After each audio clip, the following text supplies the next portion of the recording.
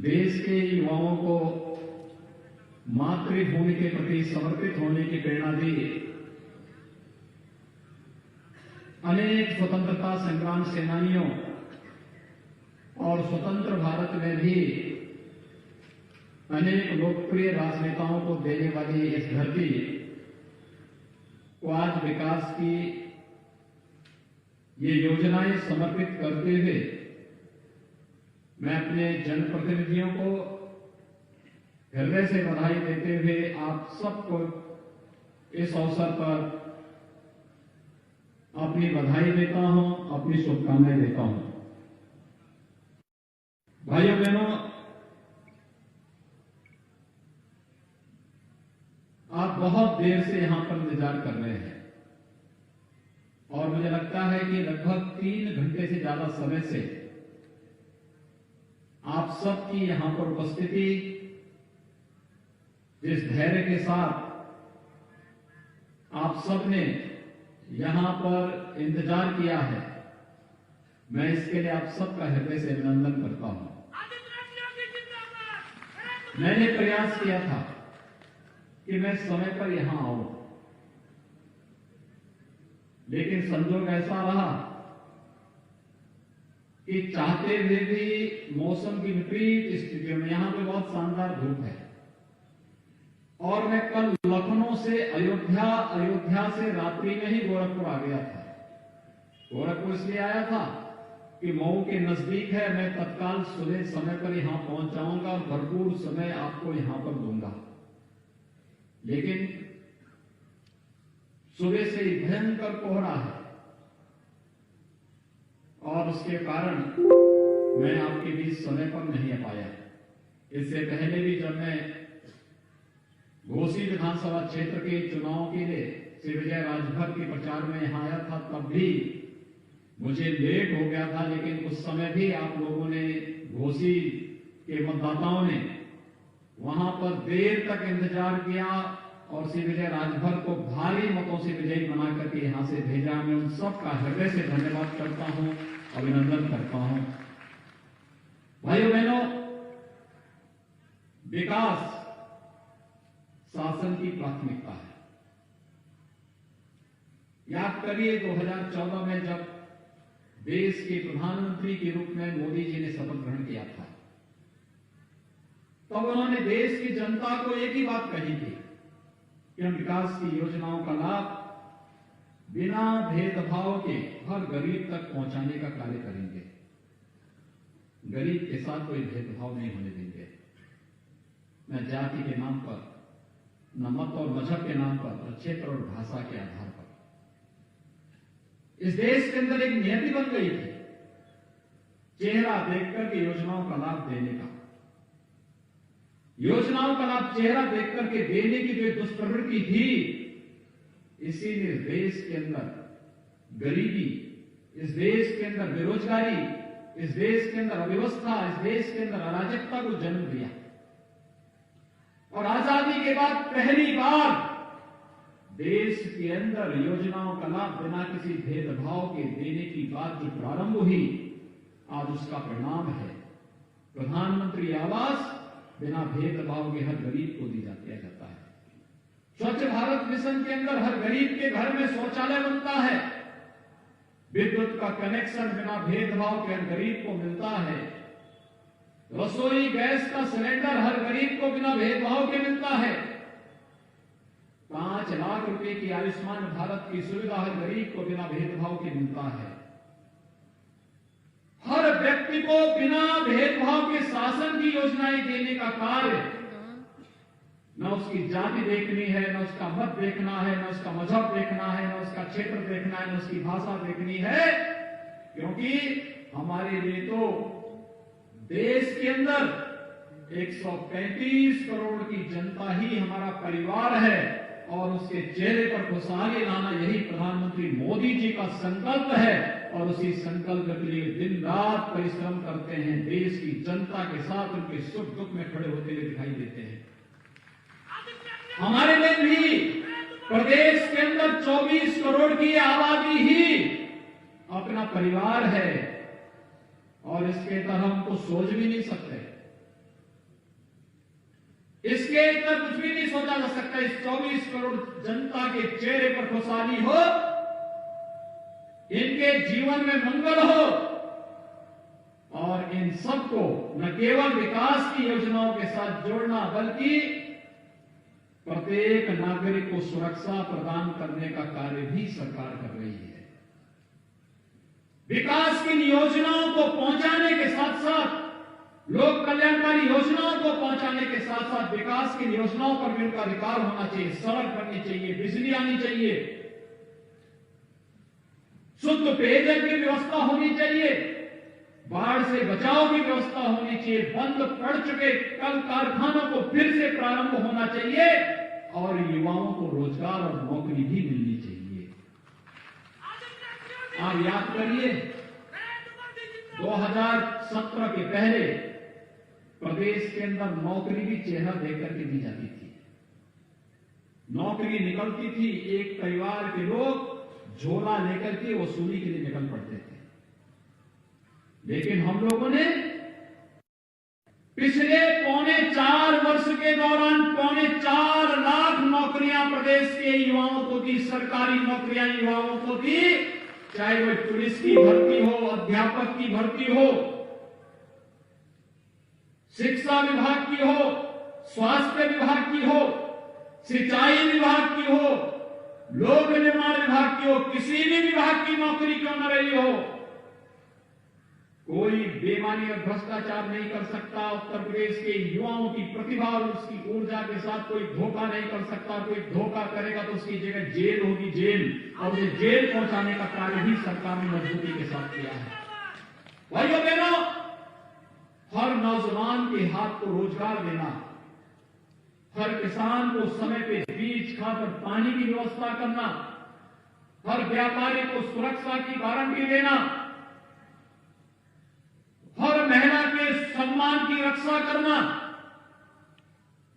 और देश विकास, infrastructure development की विकास की परियोजनाओं को तेजी के साथ आगे बढ़ा करके अधिक से अधिक रोजगार की संभावनाओं को आगे बढ़ा करके उत्तर प्रदेश को देश के सामने सबसे विकसित राज्यों के रूप में प्रस्तुत करने के संकल्प के साथ आज हम प्रधानमंत्री मोदी जी के नेतृत्व में कार्य कर रहे हैं। आज यही कारण है, जिन लोगों की आदत थी योजनाओं को लटकाने की, वे कार्य नहीं होने देते थे, कोई कार्य नहीं होने देते थे, हर कार्य को लटकाते थे, भटकाते थे, न विकास के कार्य होने देते थे, न आस्था का सम्मान होने देते थे। आखिर इन 3 वर्षों, साढ़े 3-4 साल के दौरान लोग सोचते थे, लोग हमसे पूछते थे क्या अयोध्या में राम मंदिर बन पाएगा? हम कहते थे जरूर बनेगा, चिंता मत करिए, जरूर बनेगा। पर भाइयों बहनों, जनता जनार्दन ने अवसर दिया, प्रधानमंत्री के रूप में मोदी जी आए, 500 वर्षों की समस्या का समाधान किया, और 5 अगस्त 2020 को अयोध्या में भगवान राम के भव्य मंदिर निर्माण का मार्ग भी प्रशस्त हो गया। 500 वर्षों तक जिस कार्य की तमन्ना देश की जनता देखती थी, जिसके लिए वो शहीद हुई थी, अपनी आस्था को प्राप्त करने के लिए जो तमन्ना थी, आज सपना साकार हुआ। कोई सोचता था? विकास की बड़ी बड़ी परियोजनाओं के बारे में भी चर्चाएं होती थी। लोग कहते थे क्या ये होंगे, ये 4 लेन, ये 6 लेन, इन सड़कों के बारे में लोग कल्पना करते थे। आज हम पूर्वी उत्तर प्रदेश को पूर्वांचल एक्सप्रेसवे के साथ जोड़ रहे हैं। ये पूर्वांचल एक्सप्रेसवे पूर्वी उत्तर प्रदेश के अर्थव्यवस्था की बैकबोन बनने जा रही है, यानी यहां की अर्थव्यवस्था की रीढ़ बनने जा रही है। जो पूर्वी उत्तर प्रदेश आजादी के बाद से अपनी विपन्नता के लिए रो रहा था, आज पूर्वी उत्तर प्रदेश में व्यापक पैमाने पर नए उद्योग लाने और नए सिरे से यहां पर रोजगार की संभावना को आगे बढ़ाने और अपने युवाओं को इस बात की गारंटी देने के लिए हम लोग आए हैं कि यहां का युवा पलायन नहीं करेगा, बल्कि उसके घर और उसके गांव में ही हम लोग उसको रोजगार और नौकरी देने का कार्य करेंगे। ये पूर्वांचल एक्सप्रेसवे इसी उद्देश्य के साथ हम लोग बना रहे हैं। आजमगढ़ में एक नया राज्य विश्वविद्यालय बनाया जा रहा है। ये विश्वविद्यालय आधुनिक शिक्षा का एक नया केंद्र बिंदु बनकर के उभरेगा। आजमगढ़, जिसको लोग पहले डर से नाम भी नहीं लेते थे, लेकिन आज आजमगढ़ में विश्वविद्यालय बन रहा है, एयरपोर्ट बन रहा है।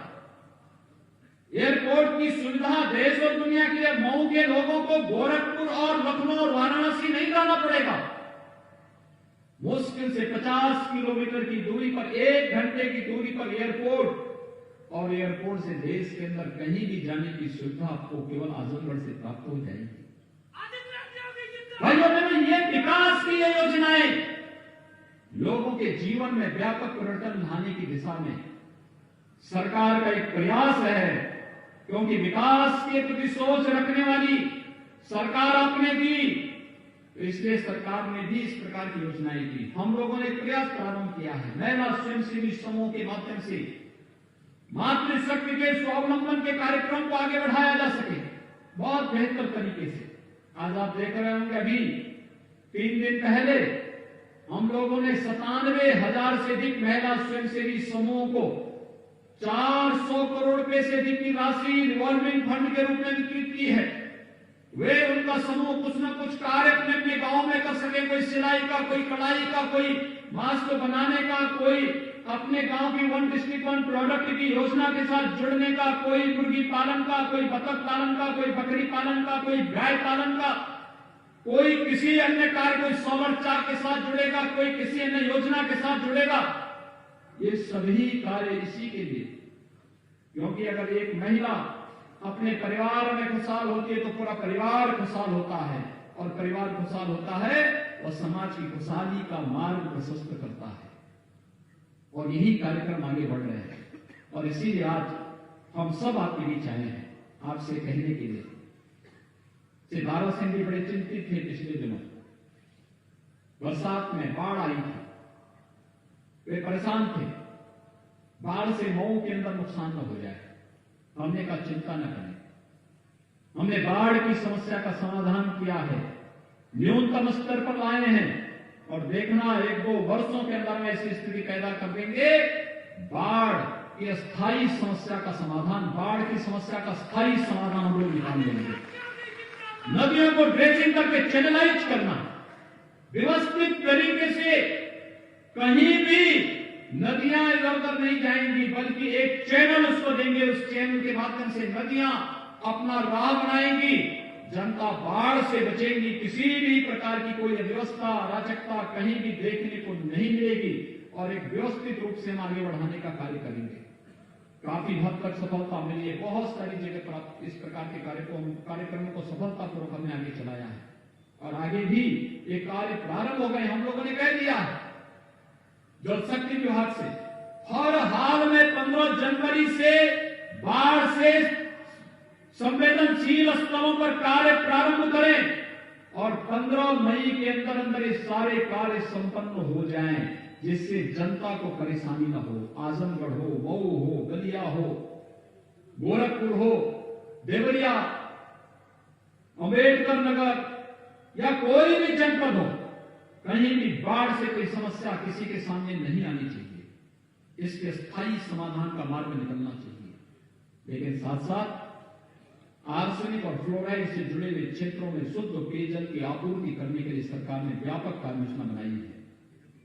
याद करिए, हम लोगों ने बुंदेलखंड और विंध्य क्षेत्र में प्रधानमंत्री जी से शिलान्यास करके पेयजल की योजना को आगे बढ़ा दिया है।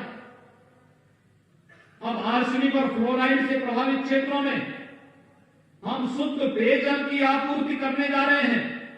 इसके लिए व्यापक कार्य योजना बन चुकी है। आने वाले समय में बंद उद्योगों को, जो कपड़ा उद्योग, बहुत सारी जगह कताई मिलें बंद हो रखी हैं, हम लोगों ने व्यापक कार्य योजना बनाने के लिए कहा कि बंद कताई मिलों को चलाने के लिए व्यापक कार्य योजना बनाई जानी चाहिए। इस बार मैं देख रहा था जब कंबल वितरण का कार्य किया जा रहा है, मैंने कहा है प्रशासन से मोटा कंबल दीजिए गरीबों को, जिससे ठंड वास्तव में ठंड से बचाया जा सके, क्योंकि एक गरीब के लिए इससे बचना बहुत महत्वपूर्ण है। और भाइयों बहनों, ये मोटा जो कंबल है, ये मोटा कंबल प्रदेश के ही कंबल कारखानों में बनाया जा रहा है। पिछली सरकारों ने इन्हें बंद कर दिया था, हमने इसे फिर से चलाया है। और आज प्रदेश के कंबल कारखानों में बने हुए कंबल से जब गरीब की ठंड भाग रही है तो उसका आशीर्वाद भी सरकार को प्राप्त हो रहा है कि देखिए एक गरीब के ठंड को सरकार ने दूर किया है और उसका लाभ किस रूप में प्राप्त हो रहा है। ये योजनाओं का लाभ और साथ साथ शासन का पैसा अगर सही जगह इस्तेमाल हो जाए तो कोई समस्या ही नहीं आती। समस्या तो तब आती थी जब पिछली सरकारें इन सभी मिलों की जमीनों को बेचने का काम कर रही थी, मिलों को बंद करती थी, नौजवानों को बेरोजगार करती थी और फिर एक एक करके जब ये कारखाने बंद होते थे फिर उनकी जमीनों को नीलाम करने का कार्य औने पौने दाम पर करती थी। हमारी सरकार ने मिलों को जमीनों को बेचने का कार्य नहीं किया। हमारी सरकारों ने बंद चीनी मिलों को बंद यानी बेचने का काम नहीं किया, बल्कि फिर से कोविड-19 के दौरान भी हमने चीनी मिलों को चलाया है और हम लोगों ने कहा है कि जिनका मामला सुप्रीम कोर्ट में है वहां से जैसे ही निस्तारण होता है मामला, हम लोग फिर से उन चीनी मिलों के पुनरुद्धार की व्यापक कार्य योजना बनाएंगे। लेकिन जिन चीनी मिलों का विवाद नहीं है उन चीनी मिलों का पुनरुद्धार की व्यापक कार्य योजना बननी ही चाहिए, क्योंकि ये हमारे किसानों के हितों में है। और भाइयों बहनों, किसानों के लिए तो पिछले 6 वर्षों के दौरान प्रधानमंत्री मोदी जी के नेतृत्व में जितना कार्य हुआ है वो अविस्मरणीय है, अभिनंदनीय है। मैं प्रधानमंत्री मोदी जी का अभिनंदन करता हूं। आज के दिन पर कोई किसान ये नहीं कह सकता है कि प्रधानमंत्री किसान सम्मान निधि से उसको वंचित रखा गया। हर किसान के पास सालाना 6,000 रुपए प्रधानमंत्री किसान सम्मान निधि का देने की व्यवस्था कर दी गई है। 6,000 रुपए सालाना, यानी हर चौथे महीने 2,000 रुपए स्वतः ही किसान के खाते में जा रहे हैं। अभी परसों 25 तारीख को प्रधानमंत्री मोदी जी उत्तर प्रदेश के 2,30,00,000 किसानों के खातों में 1,800 करोड़ रुपए से अधिक की राशि सीधे उनके खातों में भेजने का कार्य करेंगे। पूरे देश के अंदर अगर आप देखेंगे तो 9 करोड़ किसानों के खातों में 18,000 करोड़ रुपए की राशि जाने वाली है। इतना बड़ा कार्य भाइयों बहनों पहली बार देश के अंदर हुआ है। किसानों की उपज को खरीदने का मामला हो, गन्ना मूल्य का भुगतान पिछले 3.5 वर्ष के दौरान 1,12,000 करोड़ रुपए से अधिक का गन्ना मूल्य का भुगतान हुआ। प्रधानमंत्री फसल बीमा योजना हो या प्रधानमंत्री कृषि सिंचाई की योजना, न्यूनतम समर्थन मूल्य के आधार पर किसानों की उपज को खरीदने का हो या फिर केंद्र और प्रदेश सरकार की विभिन्न योजनाओं से किसानों को लाभान्वित करने का कार्य, ये सभी कार्य सफलतापूर्वक किए गए। और आज जब किसानों की आमदनी को दुगना करने के क्रम में केंद्र की सरकार ने 3 कृषि संबंधी बिल पास किए हैं, जिसके अंतर्गत किसान को स्वतंत्रता दी जा रही है कि किसान अपनी फसल को कहीं भी बेच सकता है, उस पर कोई टैक्स नहीं लगेगा। तो बहुत सारे लोगों को इसमें जुड़ाई, यानी बहुत सारे लोग इस फैसले का विरोध कर रहे हैं। तो चंद मुट्ठी भर लोग हैं जो विरोध कर रहे हैं, क्योंकि किसान को बिचौलियों से मुक्ति उनको बुरा लग रहा है। भाइयों बहनों, हमें देखना पड़ेगा। बार बार केंद्र सरकार ने कहा है एमएसपी बंद नहीं होगी, न्यूनतम समर्थन मूल्य की घोषणा बंद नहीं होगी, लेकिन तब भी गुमराह करने का प्रयास किया जा रहा है। एपीएमसी एक्ट में संशोधन के बाद मंडियां बंद नहीं होंगी, लेकिन एक नई प्रतिस्पर्धा, जहां अच्छा दाम किसान को मिलेगा, किसान वहां पर अपनी फसल बेच सकता है, लेकिन गुमराह करने का प्रयास हो रहा है। बार बार कहा जा रहा कि कॉन्ट्रैक्ट खेती में एक म्यूचुअल अंडरस्टैंडिंग होता है। किसान देना चाहे तो अपनी खेत को कॉन्ट्रैक्ट खेती के लिए दे सकता है, लेकिन मालिक तो उसका किसान ही रहेगा। लेकिन गुमराह करने का प्रयास हो रहा है कि किसान के खेत पे दूसरे लोग कब्जा कर लेंगे। कैसे कोई कब्जा कर लेगा? आप जान नहीं रहे हैं। इन लोगों को मालूम ही नहीं है कि कोई माफिया बन करके जाएगा तो माफिया की क्या दुर्गति होती हुई देख रहे होंगे इस समय।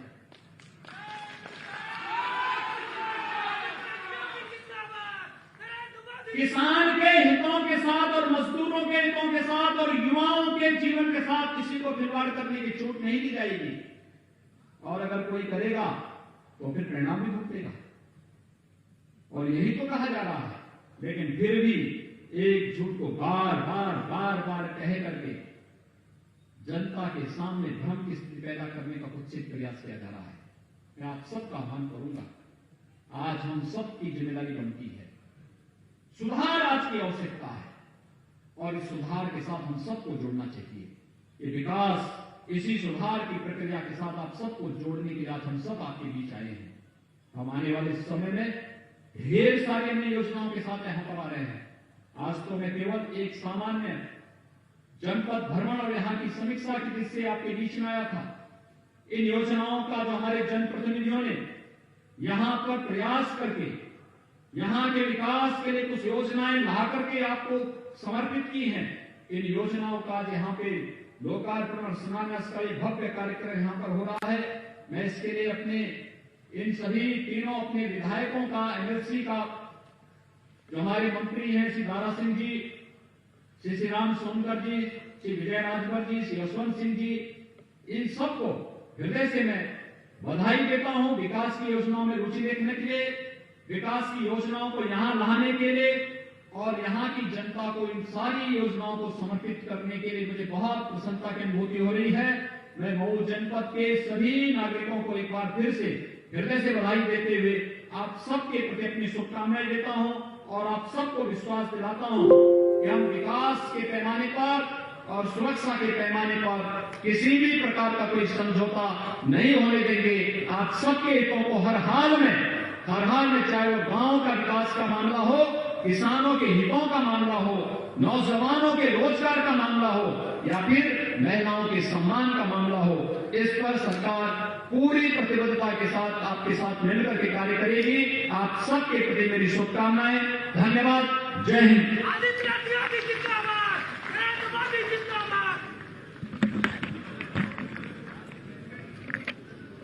मीटिंग है कि नहीं है?